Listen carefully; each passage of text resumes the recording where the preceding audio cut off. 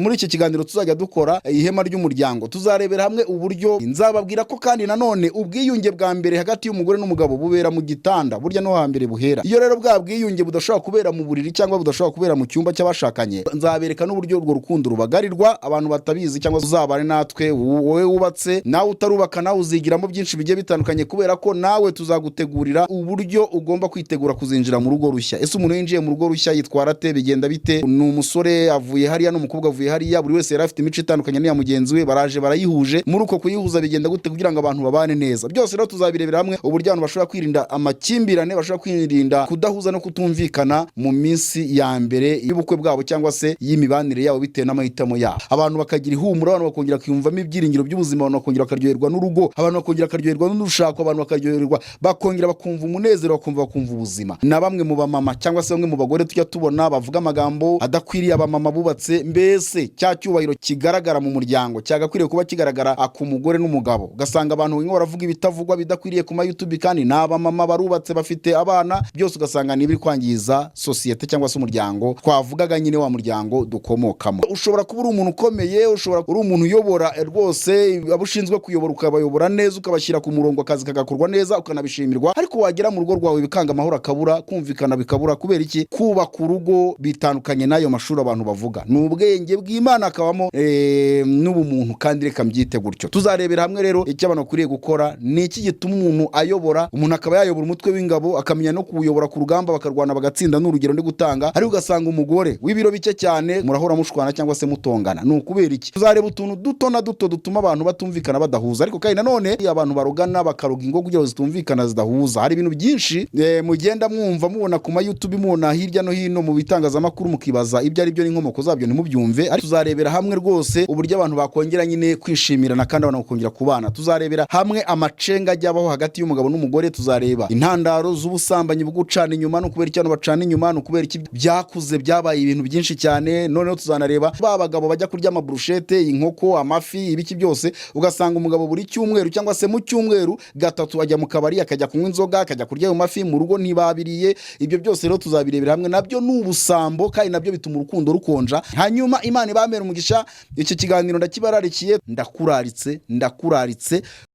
Electrical Vision ni kampani bacururiza ibikoresho by'amashanyarazi, transformateur na installation yazo mu malinye mato na manini, mu mazu y'ibiturirwa n'ahandi hose. Tubafitiye imirinda nkuba aho tubasha kubenstarira, twabanje kuyibapimira, climatiseur, amatara yo ku mihanda akoreshwa n'imirasire y'izuba, insinga z'amashanyarazi, internet n'iza televiziyo, change over, armoire électrique. Tubenstarira ibijyanye no kurwanya inkongi y'umuriro ndetse n'imashini itabaza mu gihe cy'inkongi y'umuriro. Turabigurisha tukanabyinsitara, tukabaha garanti. Uretse ibyo twabwiye haruguru, muri Electrical Vision kubagira inama ni inshingano zacu. Dukorera mu mujyi wa Kigali mu Gakinjiro ka Gisozi, muri etage Inshuti Club. Ku bindi bisobanuro hamagara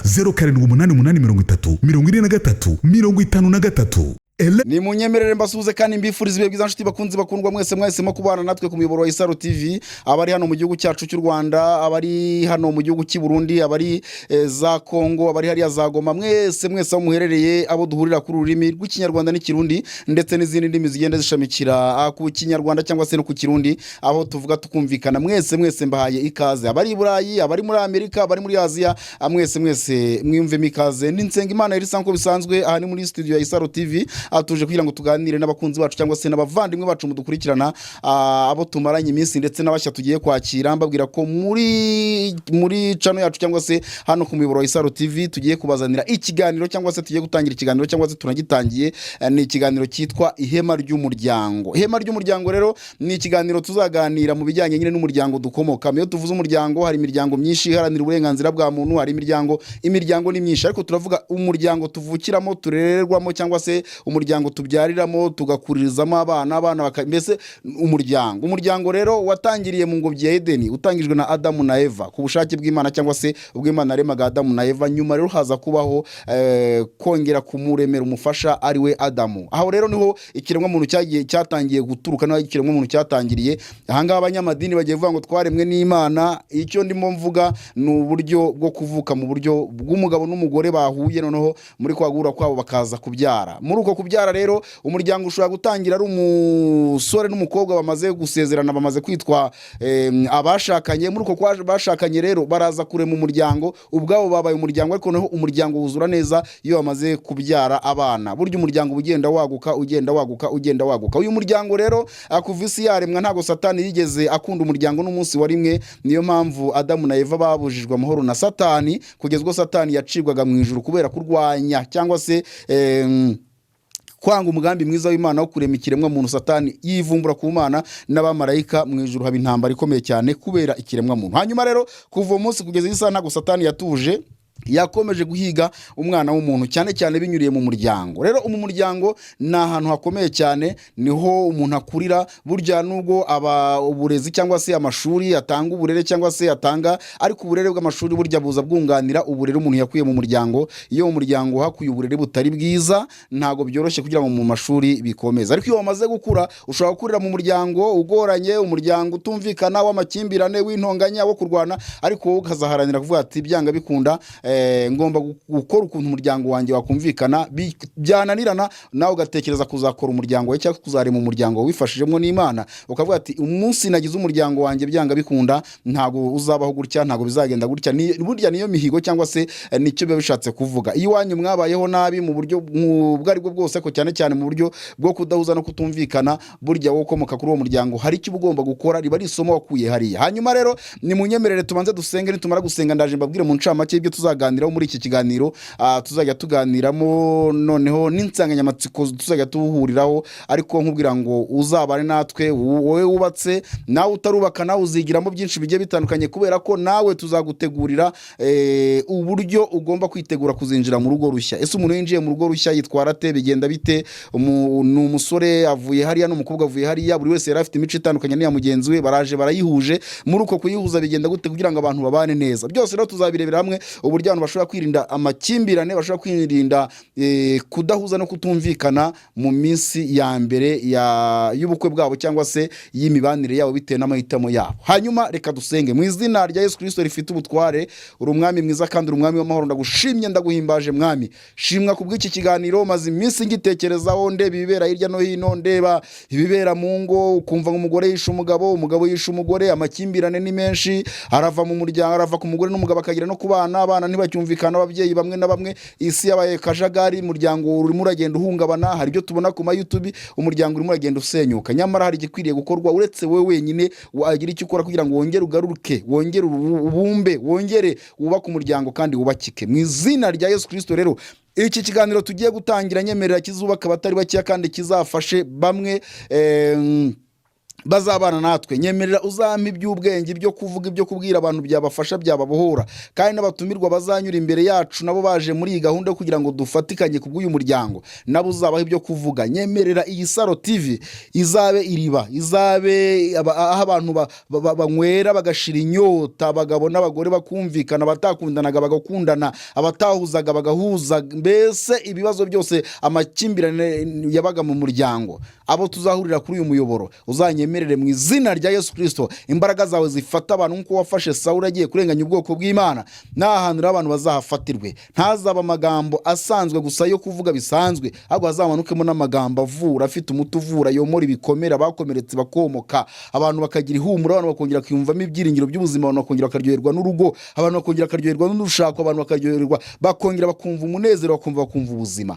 Wabishobora kandi urabikora, ndabizi neza. Si ubwa mbere, mu biganiro byinshi, mu nyigisho nyinshi nagiye ntambutsa, hari benshi bagiye bahinduka, bagahembuka, bakanezerwa, bakamenya gusenga, bakamenya kubana n'abandi. Nyemerera rero iki kiganiro uzabane natwe, duhagaritse imbaraga mbi zose z'umwijima, imyuka mibi y'abadayimoni, imyuka mibi y'ikuzimu, imyuka mibi yazikutse kurwanya ingo, abadayimoni bazikutse kurwanya umuryango, ndabatwitse mu izina rya Yesu. Imbaraga mbi z'abarozi, z'abapfumu, z'abakonikoni, imyuka mibi yivanga mu ngo z'abashakanye, abasenya ingo bakoresheje amadayimoni, bakoresheje amarozi, iyo myuka mibi yose turayihambirije kandi turayitwitse mu izina rya Yesu Kristo. Urakoze mwami, urakoze mwami. Nyemerera rero Data wa twese uri mu ijuru, njyewe n'abadukurikiye twese duhabwe umugisha nawe, kandi no mu byo tugiye kuganira bike buri wese agira icyo yungukamo kandi agira icyo akuramo, ni mu izina ry'umwami wacu Yesu Kristo, amen. Hanyuma rero iki kiganiro ndababwira ko mpamanije n'umwuka wera w'Imana ndimo kizagira umumaro kandi kizafasha abatari bakeya, kuko tuzanyuzamo impuguro zigiye zitandukanye, tuzanyura no mu ijambo ry'Imana ryo turigendereho,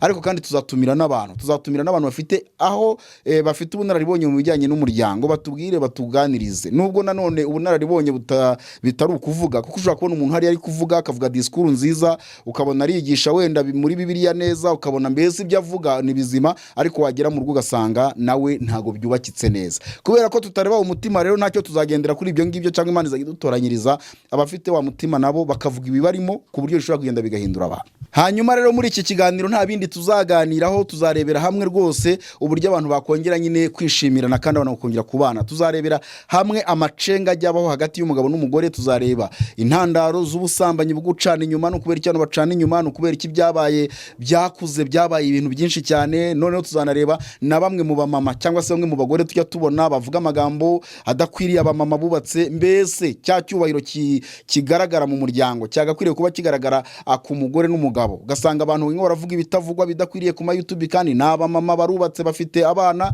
n'abazagira n'abakwe, byose ugasanga ni ibiri kwangiza sosiyete cyangwa se umuryango twavugaga nyine wa muryango dukomokamo. Hanyuma rero tuzarebera hamwe ibijyanye no kubaka urugo. Ni ishuri rikomeye cyane, ntabwo ushobora kuba ufite doctora cyangwa se uri professeur cyangwa se ufite titre zose zigiye zitandukanye cyangwa ufite diplome, impamyabumenyi zitandukanye mu bijyanye n'ibyo waba warize, ngo wibeshye ko ibyo bihagije kugira ngo bigufashe kubaka urugo. Ni ukubera icyo ushobora kuyobora urugamba ukarutsinda, ni ukubera icyo ushobora gutoza umupira w'amaguru n'urugero cyangwa volleyball cyangwa basket ukayitsinda, ariko mu rugo rwawe kuyobora bikanga. Ibyo byose rero niho hantu hakomeye, niryo pfundo tuzarebera hamwe muri iki kiganiro cyacu. Ese bipfira he, bigenda gute? Tuzareba utuntu duto na duto dutuma abantu batumvikana badahuza, ariko kandi nanone tuzajya no mu bijyanye n'amarozi, abantu barogana bakaroga ingo kugira ngo zitumvikana zidahuza. Hari ibintu byinshi mugenda mwumva mubona ku YouTube, mubona hirya no hino mu bitangazamakuru, mukibaza ibyo ari byo n'inkomoko zabyo ntimubyumve, ariko nibyo tuzagerageza kuganiraho. Ejo bundi mwahoze mwumva, hari bamwe mwabyumvise, umudamu uherutse kwica abana be 3 hariya Ibyumba, yishe abana be 3. Ni gute umudamu ashobora kwica abana be 3?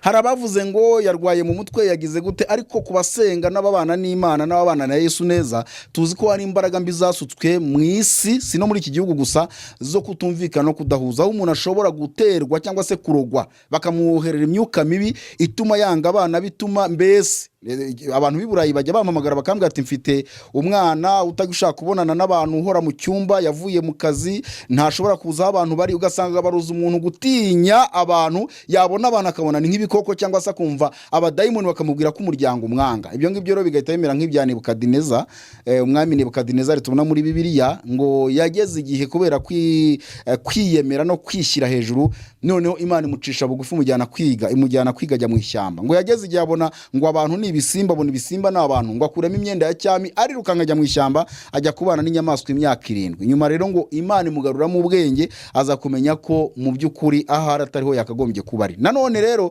nibyo tuzarebera hamwe. Hari abantu basenya ingo kubera amashyari, kubera ubugome, bagasenya ingo, bakaroga ingo ku buryo badashobora kumvikana, badashobora guhuza, kugeza ubwo umuntu ashobora gutandukana n'undi, bakajya no mu mategeko rwose bagatandukana, ndetse mu mategeko bakareba ariko aba bantu ni iki gituma, bakashaka ingingo nyamukuru ikabura. Ariko iyo abantu batumvikana, badakundana mu bijyanye n'urushako, mu mategeko ntago bazirikaho abantu, kubera ko babazi ko bamaze kumenya ko habamo n'ubwicanyi bwa hato na hato. None n'abantu bamara gutandukana, abadayimoni babikoze cyangwa umurozi arabikoze akoresheje iyo myuka mibi yo kudahuza no kutumvikana, none uwo muntu byarangiza akibaza ati ariko nasenye urugo kubera iki, byagenze gute? Wajya gushaka nyirabayazana n'ikibazo gikomeye cyatuma batandukana ukakibura. Ibyo byose rero nta bindi Satani abahiga, ni wa muryango babana, ni bwa buzima, byose rero tuzabirebera hamwe kugira ngo ibintu birusheho kuzagenda neza cyane. Hanyuma Imana ibamere umugisha. Iki kiganiro ndakibararikiye, tugiye kujya tugikora, tuzakora n'ibindi biganiro, ariko iki cyo kizaba ari ikiganiro cy'umwihariko, kizaba cyitwa ihema ry'umuryango. Rero tuzagitandukanya n'ibindi biganiro bindi n'ibindi vuga butumwa rindi ritandukanye. Aha no kugira ngo byibura iryo hema ry'umuryango, iri hema abantu barisigasira gute, abantu babana bate, tuzinjira muri byinshi, na bimwe mu bagabo birengagiza mu ngo zabo, na bimwe mu bagore birengagiza mu ngo zabo, nyamara ibyo birengagiza ari byo biteje ikibazo. Tuzanarebera hamwe rero, ese n'iki gikuru umukobwa iwabo, n'iki gikuru umugabo iwabo, abantu bakaza kubana. Hari icyakurikira, icya mbere si imyambaro, imyambaro, icya mbere si amafaranga, icya mbere si ibiryo, icya mbere si amazu, nubwo harimo ababikurikira nyine muri iyi minsi kubera ko urukundo rwabaye urundi, ariko hari ikindi kishe muri ibyo ngibyo gituma umuntu afata umwanzuro uvuga ati ngiye gushaka cyangwa se ngiye kubana na runaka. Icyo rero gikura umukobwa iwabo kigakura umugabo iwabo, icyo nicyo gishobora gutuma abantu bagomba kongera bakicara hasi bakiga, ese icyo kintu cyazanye uwo muntu arakibona, ese izo nshingano zirubahirizwa, ese bigenda bite? Hari n'ibyo abantu batazi bagomba kuzamenya, bakazabimenya kugira ngo babashe kunezeza bagenzi babo. Nzababwira neza uburyo urugo ushobora kururindisha utuntu duto tudafatika. Bombo imwe y'amafaranga 100, igiceri cy'ijana, irindazi rimwe ry'amafaranga 200 n'urugero, duto dushobora gutuma urukundo rugwira kandi urukundo rukura rugakomera cyane. Ibyo byose rero bavandimwe, ndakuraritse wowe wubatse ingo, umugore n'umugabo, iki kiganiro ndasaka kugira ngo mujye mukireba, kuko tuzagerageza kunyura muri byinshi bitandukanye byose nyine bituma abantu babura amahoro n'umutekano, bakabura urukundo mu rugo rwabo. Kandi urukundo rwabuze ku mugore n'umugabo, ibyo ngibyo biba byabaye ibindi. Nzababwira ko kandi nanone ubwiyunge bwa mbere hagati y'umugore n'umugabo bubera mu gitanda, burya no hambere buhera. Iyo rero bwa bwiyunge budashobora kubera mu buriri cyangwa budashobora kubera mu cyumba cy'abashakanye, tuzarebera hamwe rero uburyo umugore n'umugabo bashobora gucoca ibibazo ku giti cyabo batihaye abantu, batagiye no mu zindi nzego, bakicara buri wese akava ku izima undi akava ku izima, bakiganiriza. Noneho muri uko kwiganiriza bagasabana imbabazi. Nzabereka n'uburyo urwo rukundo rubagarirwa, abantu batabizi cyangwa usanga barabigiye babitakaza. Muri iki kiganiro tuzajya dukora ihema ry'umuryango, tuzarebera hamwe uburyo babagabo bajya kurya amabrushete, inkoko, amafi, ibiki byose, ugasanga umugabo buri cyumweru cyangwa se mu cyumweru gatatu bajya mu kabari, akajya kunywa inzoga, akajya kurya ayo mafi, mu rugo ntibabiriye. Ibyo byose rero tuzabirebera hamwe, nabyo ni ubusambo kandi nabyo bituma urukundo rukonja. Ibyo byose rero bigenda bikamura urukundo. Muri ibyo bintu byose rero tuzaganirira hamwe, muzabe hafi, bizarushaho kugenda neza. Hanyuma rero ni munyemerere kwa kugira ngo tubabwire ko dufunguye iki kiganiro ku mugaragaro, ahubwo reka mbabwire ko turi kumwe na company yitwa Imyugariro Business Media. Imyugariro Business Media ni company y'ubwubatsi ikorera mu mujyi wa Kigali, hariya mu karere ka Kicukiro bita mu Busanza.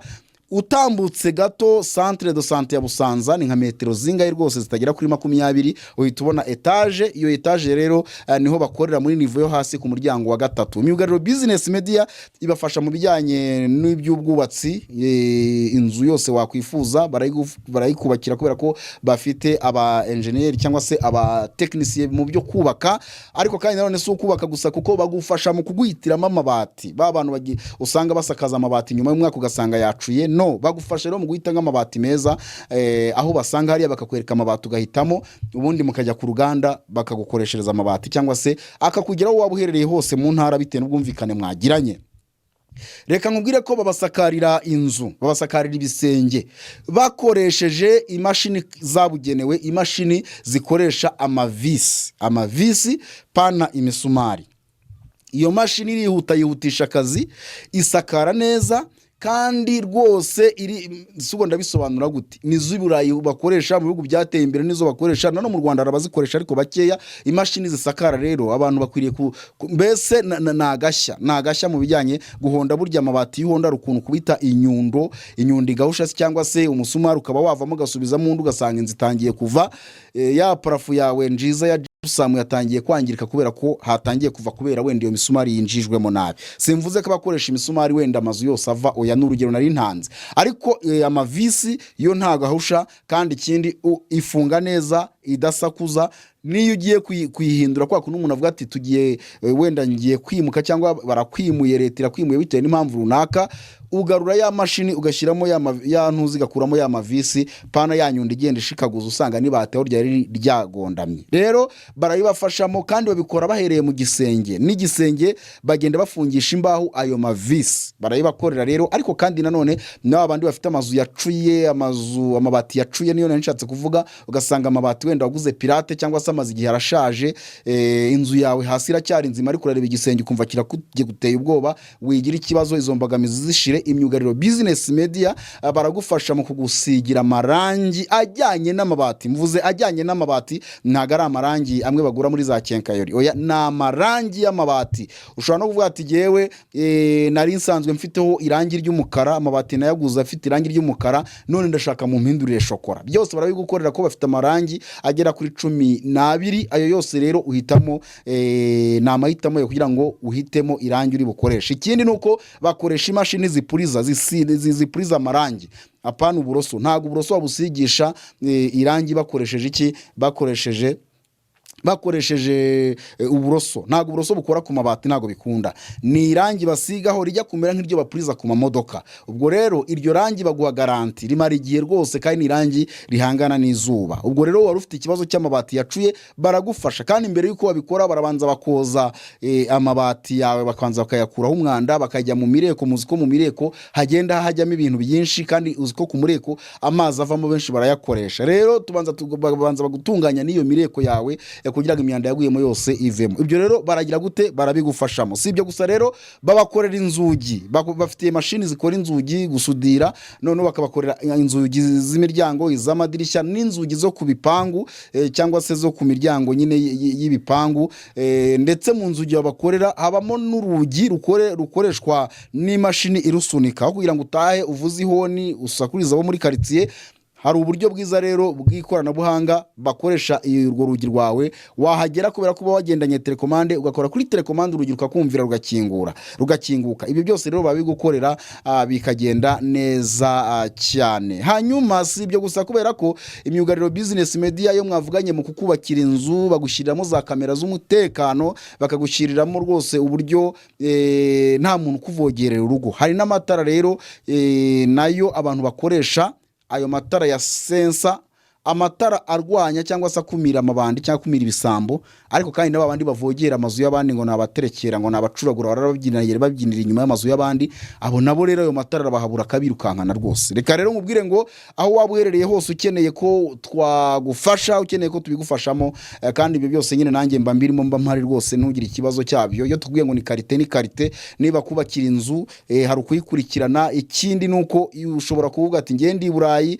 ndi kurese, sindi mu Rwanda, nkeneye ko abantu banyubakira. Ibyo byose biroroshye. Hari amasezerano abantu bagirana mu buryo bwo kwa noteri, hari ukukubakira bagenda bafotora buri kintu cyose bahereye ku kibanza, bakwereka uburyo bimeze. Ni urugero ndi gutanga, bagatangira fondasiyo, ugenda ubireba byose ku buryo inzu umera nk'umuntu hibereye, uri gukurikirana igikorwa uko kigenda gikorwa. Ibyo byose rero murabisanga mu Myugariro Business Media. Hanyuma n'amazu asanzwe rero nayo barayasiga amarangi kuko bafite abakozi babishoboye. Hanyuma ibyo byose rero, reka nkubwire ngo nimero ya telefone ushobora kubasangaho ni 0788747444 nkuko muzibona, ndetse n'izo zindi zanditseho. Izo ngizo mwazihamagara zose. Kimwe nuko kukeneye kugura ikibanza, kukeneye kugura inzu, kukeneye kugurisha inzu, kukeneye kugurisha ibanza, nizo nimero mwazifashisha. Icyo ukeneye muri ibyo ubundi tukagufasha. Ziba no kuri WhatsApp. Hanyuma Imana y'amahoro niba umugisha kandi nibagire neza, nibarinde. Reka dushyiremo publicité kumufatanya bikorwa wacu nawe tubana, akora ibintu binini ku bantu bakeneye ibintu by'amashanyarazi. Amarinye, nimvuga amarinye, hari abantu bafite ubushobozi rwose. Umuntu n'urugeragiye kubaka business ye nini ikeneye transfer yihariye y'amashanyarazi, kubera ko atarahurira abandi barahurira, barabigukorera. Bafite amatara akoreshwa n'imirasire y'izuba, bagushyirira ahantu hariho hose, aho kugira ngo ujye wishyura amafaranga y'amashanyarazi ya rege, ahubwo wowe ukagurira rimwe gusa. Ibyo ngibyo noneho amashanyarazi ya matara yawe akajya aturuka ku mirasire y'izuba. Hanyuma babafitiye na za mashini za moteri, groupe electrogene. Izo mashini rero zicungana n'umuriro kugenda, zigahita ziniyatsa nazo ubwazo. Ikibazo hatagize ikibazo, niho umuriro wikupye n'urugero, imashini ihita izamura umuriro ku buryo ibyo wakoraga nta kimwe bishobora kwangirika. Hanyuma rero bagirira za climatiseri, babafite ibintu byinshi bigiye bitandukanye, babafite imirinda nkuba y'ubwoko bwose. Reka dushyireho publicité yabo, ubundi mufate nimero zabo za telefone, ubundi yewe tuzagarukana mu biganiro bigiye bitandukanye. Imana y'amahoro ibarinde kandi ibahaza uburame. Ndabakunda. Electrical Vision ni kampani bacururiza Electrical Vision ni kampani bacururiza ibikoresho by'amashanyarazi, transformateur na installation yazo mu malinye mato na manini, mu mazu y'imiturirwa n'ahandi hose. Tubafitiye imirindankuba aho tubasha kubenstalira, twabanje kuyibapimira, climatiseur, amatara yo ku mihanda akoreshwa n'imirasire y'izuba, insinga z'amashanyarazi, internet n'iza televiziyo, changeover, armoire électrique, tubenstalira ibijyanye no kurwanya inkongi y'umuriro ndetse n'imashini itabaza mu gihe cy'inkongi y'umuriro. Turabigurisha tukanabyinstara, tukabaha garanti. Uretse ibyo twabwiye haruguru, muri Electrical Vision kubagira inama ni inshingano zacu. Dukorera mu mujyi wa Kigali mu Gakinjiro ka Gisozi muri etage Inshuti Club. Ku bindi bisobanuro hamagara 0788 30 43 53. Electrical Vision.